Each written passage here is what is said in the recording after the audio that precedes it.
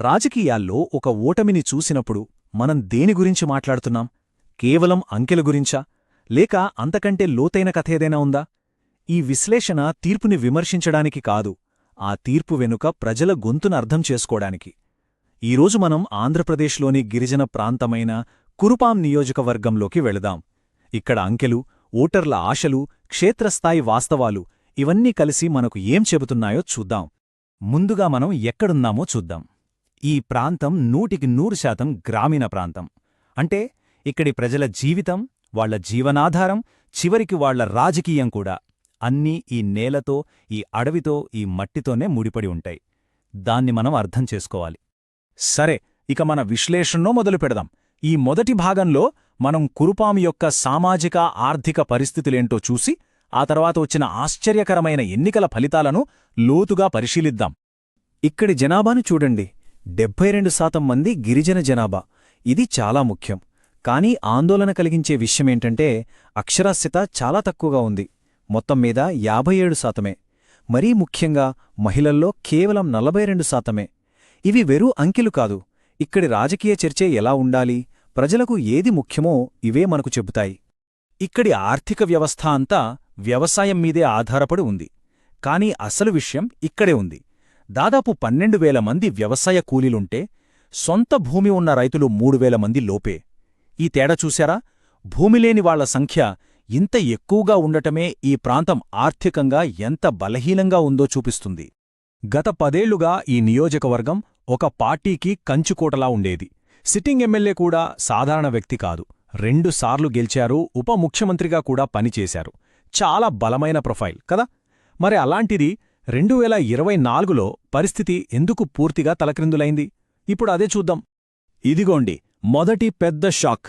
2019లో 52% ఓట్లు తెచ్చుకున్న వైఎస్ఆర్సీపీ 2024 వచ్చేసరికి 38.5% పడిపోయింది. అంటే 13.5% భారీ పతనం. ఇది చిన్న విషయం కాదు. మరా ఓట్లు ఎక్కడికి వెళ్లాయి? ఇక్కడ చూడండి. టీడీపీ ఓటు షేర్ అద్భుతంగా పెరిగింది. 2019లో 33.5% ఉంటే 2024లో ఏకంగా 54%కి చేరింది. 20%కి పైగా పెరుగుదలిది.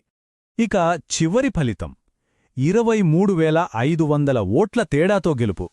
ఇంత పెద్ద మార్జిన్, ఇంత పెద్ద ఓట్ స్వింగ్, ఇది కేవలం వాళ్ల ఇష్టం మారిందని చెప్పడం లేదు. ఇది ఓటర్లు ఇచ్చిన ఒక శక్తివంతమైన, చాలా స్పష్టమైన సందేశం. సరే, అంకెలేమి జరిగిందో చెప్పాయి. ఇప్పుడు మనం ఎందుకు జరిగిందో లోతుగా తవ్వి చూద్దాం. ఈ మొత్తం విశ్లేషణకు కేంద్రబిందువు ఒక్కటే: నమ్మకం.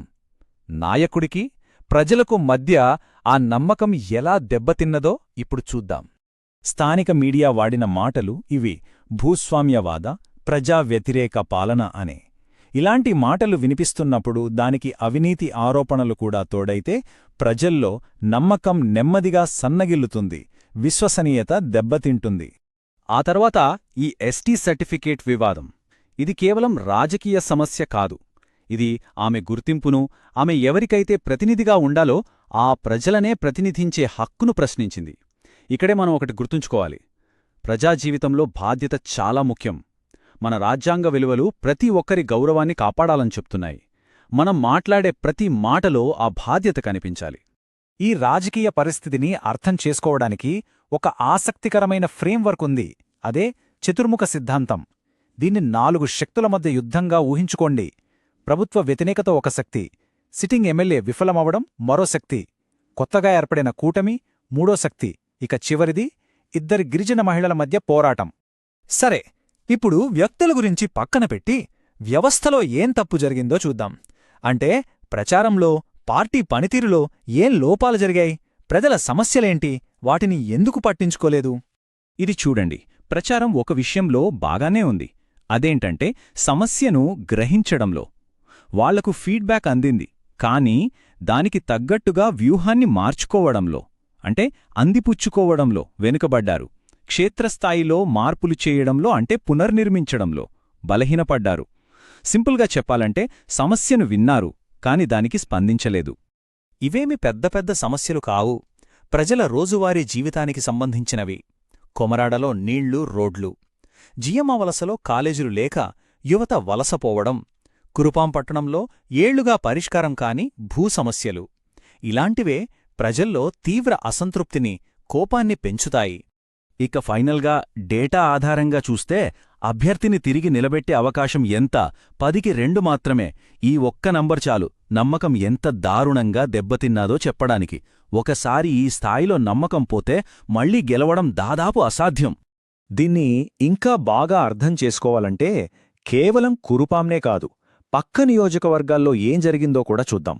వాళ్లనుంచి మనం ఏం పాఠాలు నేర్చుకోవచ్చో పరిశీలిద్దాం. ఈ టేబుల్ చాలా స్పష్టంగా ఉంది. కురుపాం సిట్టింగ్ అభ్యర్థి నిలబెట్టింది, ఓడిపోయింది.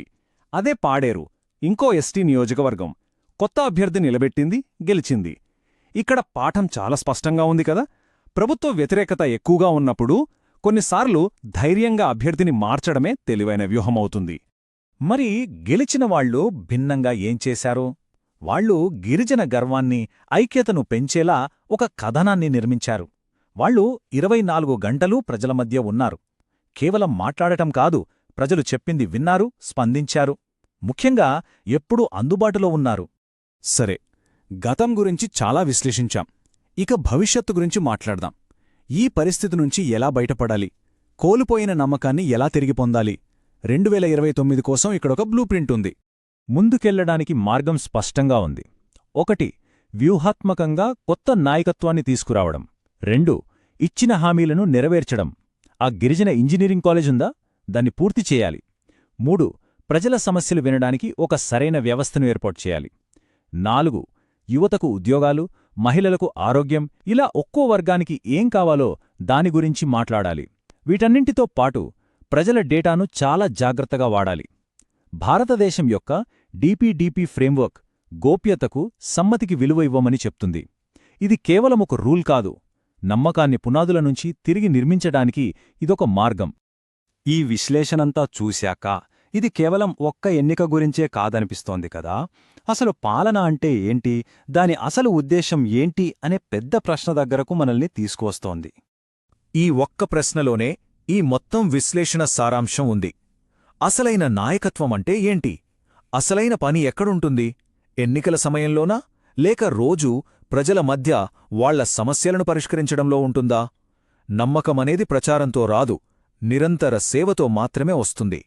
మీరు ప్రజల కేంద్రిత నాయకుడిగా ఎదగాలనుకుంటే, మీ నియోజకవర్గాన్ని అభివృద్ధి చెయ్యాలనుకుంటే blueprintstrategies.ai ని సంప్రదించండి. మా ఈమెయిల్ mgr@blueprintstrategies.ai లేదా మాకు 08042041602కు కాల్ చేయండి. మా లక్ష్యం రాజకీయాలకు అతీతమైన ఉద్దేశ్యం.